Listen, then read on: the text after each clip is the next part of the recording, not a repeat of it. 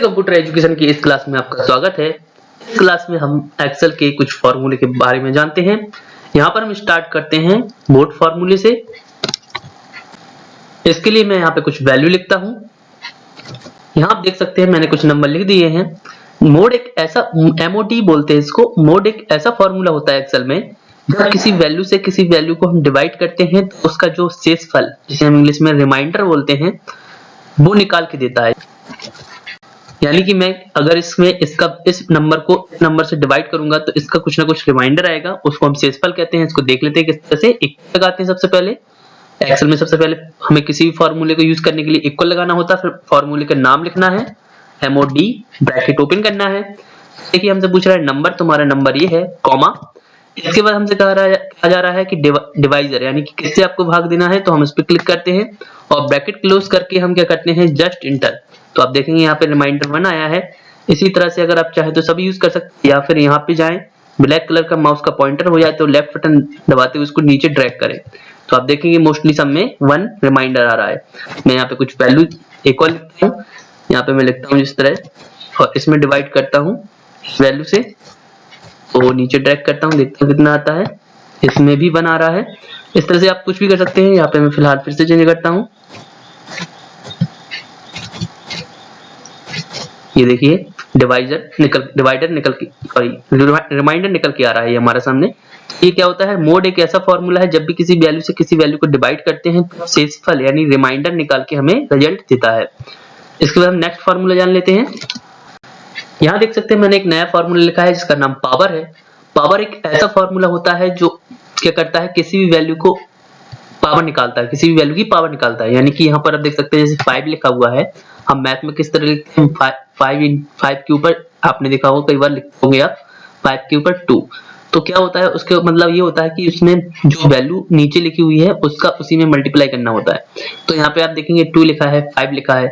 इसका ये मतलब होगा कि 5 को 2 टाइम मल्टीप्लाई करना है, तो जो वैल्यू निकल के आए वो पावर कहलाएगी। हम करते हैं और लिखते हैं, ब्रैकेट ओपन करते हैं। तो देखिए आप इसमें पूछ भी रहा है आपसे सबसे पहले नंबर कौन सा है, हम नंबर पे क्लिक करते हैं, कॉमा। देन वो पूछ रहा है आपसे पावर कौन सा है, तो हमने 2 पे क्लिक किया, ब्रैकेट क्लोज किया और एंटर किया। देखिए 5 × 5 25 होगा। इसी तरह से हम क्या करते हैं, नीचे के निकाल लास्ट देख लेते हैं हम इसमें फिलहाल। ये देखिए यहाँ भी 2 लिखा हुआ है इसलिए 10 लिखा है आगे, यानी 10 × 10 100। इस तरह से आप क्या कर सकते हैं, जरूरी नहीं है आप पावर 2 टाइम निकालें, यहाँ पे 3 लिख देंगे तो उसका Q निकल आएगा। इस तरह से आप क्या कर सकते हैं, पावर का अब चेंज भी कर सकते हैं नंबर। आप 2 लिखेंगे तो 2 टाइम मल्टीप्लाई करेगा, यानी कि जो नंबर आप पावर में लिखेंगे वो उतने टाइम उस वैल्यू को मल्टीप्लाई करेगा। अगर मैंने 3 लिखा है तो 125 क्यों आया है, क्योंकि 5 × 5 × 5 मल्टीप्लाई करेंगे तो 2 टाइम तो 25 आएगा, लेकिन एक बार और 5 का करेंगे तो इस तरह से आप देख सकते हैं। मैं यहाँ पे बता देता हूँ 5 5 5 इस तरह से। तो ये जो वैल्यू आएगी इस पे मल्टीप्लाई करने पर 25 आएगा। सॉरी, यहाँ पर इस वैल्यू का इस वैल्यू में मल्टीप्लाई करेंगे तो 25 आएगा। फिर जो निकल के आए उसका, जो निकल के आए वैल्यू, उस वैल्यू का फिर हम इसमें मल्टीप्लाई करेंगे 5 में तो 125 आएगा। इस तरह से। तो यहाँ पे 2 लिखा है तो हम क्या करेंगे, 2 बार मल्टीप्लाई करेंगे। इस तरह से हम पावर निकाल सकते हैं। इसके साथ साथ एक्सेल में हम नेक्स्ट नया फॉर्मूला देख लेते हैं। यहाँ आप देख सकते हैं एक नया फॉर्मूला लिखा है जिसका नाम राउंड है। राउंड एक ऐसा फॉर्मूला है जो लिखी हुई वैल्यू को राउंड ऑफ करता है, यानी कि आपको दशमलव के बाद यानी डेसिमल के बाद कितने अंक यानी डिजिट चाहिए उसको आप यहाँ से यूज कर सकते हैं। जैसे मैं एग्जांपल दिखाता हूँ, इक्वल लगाता हूँ, लिखता हूँ round, bracket open.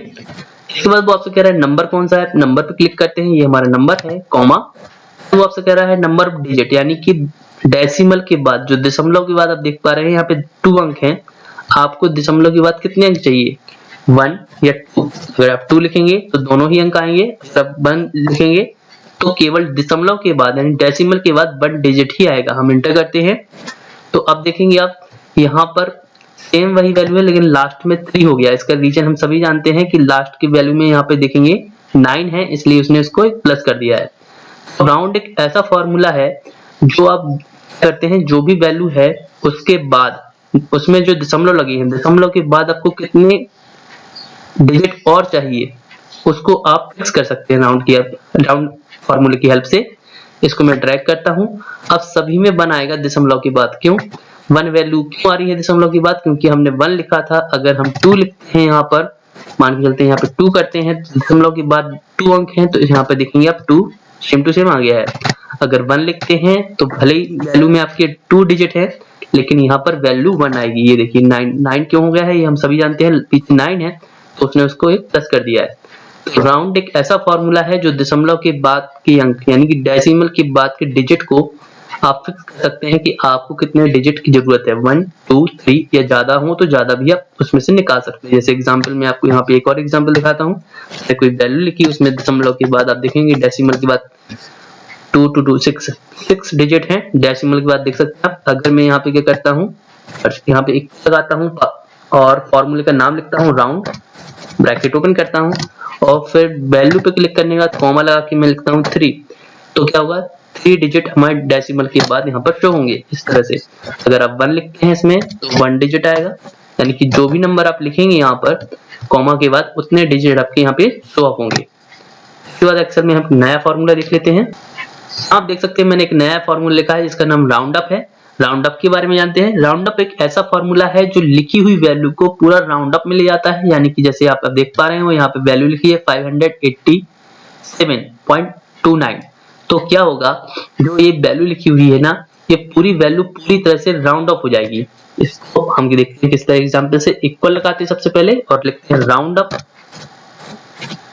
Bracket open और फिर हमसे कह रहा है नंबर, तो नंबर पे क्लिक करते हैं कॉमा, इसका माइनस लगा के 1 लिखते हैं, ब्रैकेट क्लोज करते हैं। तो जस्ट एंटर करेंगे, ये देखिए यहाँ पर 87 था यानी 587 था, उसने पूरा उसको राउंड ऑफ में कर दिया है, डेसिमल प्लेस हटा दिए हैं। और अगर आप इस तरह से नीचे ले जाते हैं इसको तो आप देखेंगे डेसिमल प्लेस सभी वैल्यू से हट गए हैं और पूरी वैल्यू राउंड ऑफ में आ चुकी है। तो आप कह सकते हैं राउंड अप से एक ऐसा फॉर्मूला है जिसमें क्या कर सकते हैं हम, अगर वैल्यू लिखेंगे राउंड अप लिखें, इक्वल लगाएं राउंड अप लिखें, ब्रैकेट ओपन करें, वैल्यू पे क्लिक करने के बाद -1 लिखेंगे तो जो भी वैल्यू आपने डेसिमल में लिखी होगी वो हमेशा याद रखें अप में जाएगी और ऊपर जाएगी, क्योंकि फॉर्मूले अप लिखा हुआ है और उसको राउंड ऑफ कर देगी। और अगर आप एक और फॉर्मूला है इसी टाइप का राउंड डाउन करते हैं तो वो क्या करेगा, उसको राउंड डाउन यानी कि आपका जो 80 या 87 आ रहा है वो 80 कर देगा। इसको एग्जांपल के रूप में देख लेते हैं। यहाँ पे मैं राउंड अप लिखता हूँ, यहाँ देख पा रहे होंगे मैंने राउंड अप लिखा हुआ है, वैल्यू लिखी हुई है। अगर मैं क्या करता हूँ, इक्वल करता हूँ, फॉर्मूले का नाम लिखता हूँ राउंड डाउन,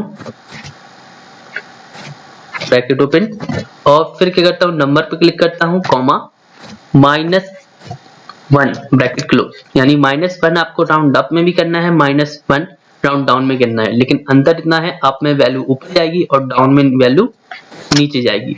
और डेसिमल प्लेस राउंड अप और राउंड डाउन से दोनों से हट जाते हैं, केवल वैल्यू मेन वैल्यू रहती है। ये देखिए डाउन करने पर अब आप देखेंगे अंतर दोनों में इतना है कि ये डाउन में गई है वैल्यू, यानी 48 देख सकते हैं यहाँ पे 48 है लेकिन यहाँ पे 40 आ गया है।